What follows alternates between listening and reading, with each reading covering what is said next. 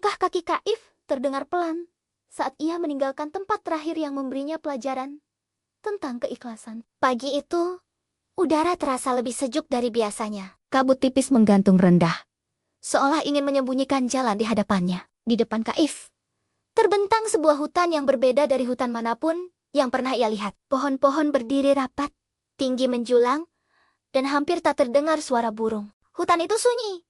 Begitu sunyi, hingga Kaif bisa mendengar detak jantungnya sendiri. Kaif berhenti sejenak di tepi hutan. Ia menelan ludah kecil, bukan karena takut, tetapi karena ia merasakan sesuatu yang dalam. Sunyi ini terasa seperti ujian. Ia teringat pesan lembut yang pernah ia dengar, bahwa ketika dunia terasa sepi, saat itulah hati seharusnya paling dekat dengan Allah. Kaif menutup mata sejenak dan berdoa pelan, meminta perlindungan dan petunjuk. Dengan langkah yang mantap, ia pun masuk ke hutan sunyi. Semakin jauh, Kaif melangkah, cahaya matahari semakin redup. Daun-daun besar menutupi langit, membuat hutan tampak seperti lorong panjang yang tak berujung. Tidak ada suara hewan, tidak ada angin yang bertiup kencang, hanya kesunyian yang menemani. Di tengah sunyi itu, Kaif mulai merasa rindu. Rindu akan suara tawa, rindu akan sapaan hangat, dan rindu akan suara yang menenangkan hati. Kaif mengingat satu hal yang selalu diajarkan kepadanya sejak kecil, bahwa saat merasa sendiri, Allah selalu dekat. Maka, Kaif mulai melafalkan dzikir pelan. Bibirnya bergerak lembut, mengingat nama Allah dengan penuh keyakinan. Setiap langkah disertai ingatan kepadanya. Anehnya, meski hutan tetap sunyi, hati Kaif justru mulai terasa hangat. Di sebuah persimpangan kecil, Kaif melihat sebuah batu besar. Di atasnya duduk seekor burung kecil berwarna abu-abu. Burung itu tampak lemah, sayapnya sedikit terkulai. Kaif mendekat perlahan agar tidak menakutinya. Burung itu menoleh. Matanya tampak sayu namun tenang. Kaif berlutut dan bertanya dengan suara lembut, seolah burung itu bisa mengerti. Apakah ia membutuhkan pertolongan? Burung kecil itu mengeluarkan suara lirih. Kaif memahami bahwa burung itu tersesat dan kelelahan. Tanpa ragu, Kaif mengambil sedikit air dari botol kecil yang selalu ia bawa dan meneteskan perlahan di dekat burung itu. Sambil menunggu, Kaif terus mengingat Allah dalam hatinya, memohon agar makhluk kecil itu diberi kekuatan. Tak lama kemudian, burung itu berdiri lebih tegak. Sayapnya mengepak pelan, lalu ia terbang rendah mengitari Kaif. Sebelum pergi, burung itu mengeluarkan kicauan lembut yang berbeda dari sebelumnya, seolah ucapan terima kasih. Kaif tersenyum, merasa bahwa kebaikan kecil yang dilakukan dengan mengingat Allah selalu membawa ketenangan. Perjalanan berlanjut semakin dalam. Hutan terasa makin sunyi. Namun, Kaif tidak lagi merasa takut. Ia justru merasa ditemani. Setiap kali rasa cemas datang, Kaif mengingat Allah.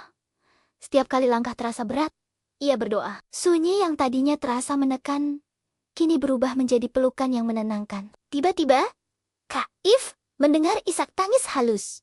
Suara itu sangat pelan, hampir tersamar oleh kesunyian. Kaif berhenti dan mendengarkan dengan saksama. Ia mengikuti suara itu hingga menemukan seekor anak rusa kecil yang terjebak di antara semak berduri. Mata anak rusa itu basah, tubuhnya gemetar.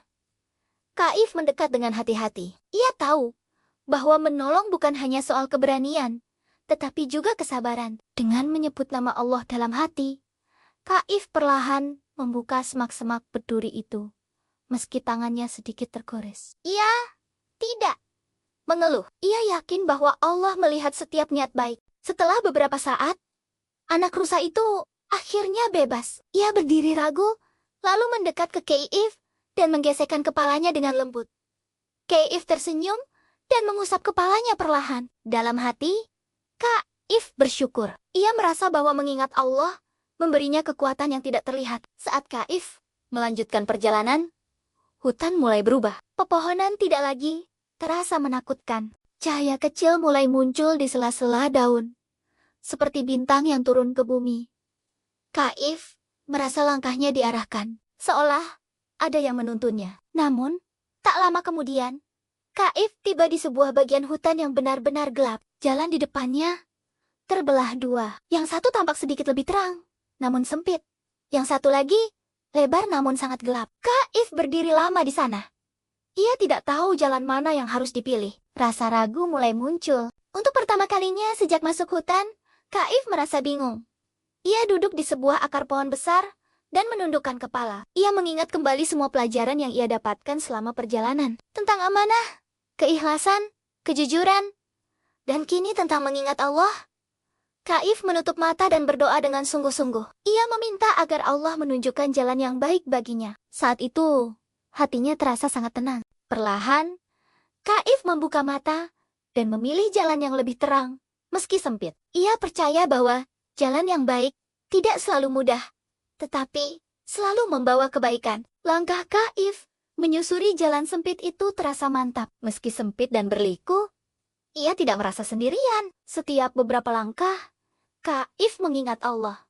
Dan setiap kali itu pula, jalan terasa lebih ringan. Di ujung jalan, Kaif melihat sesuatu yang mengejutkan. Sebuah lapangan kecil terbuka dengan sebuah pohon tua di tengahnya. Di bawah pohon itu duduk seorang kakek tua berjubah sederhana. Wajahnya tenang.